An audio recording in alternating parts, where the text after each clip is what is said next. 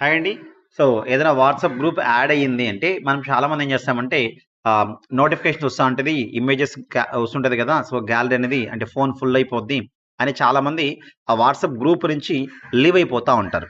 అయితే ఇక్కడ very simple. For example ఒక గ్రూప్ అంటే వాట్సాప్ గ్రూప్‌లో జాయిన్ అయ్యారు. ఓకేనా? లేదా మీ యాక్టివ్ లీడర్ మీ ఎప్పుడైనా జాయిన్ చేపించారనుకుందాం.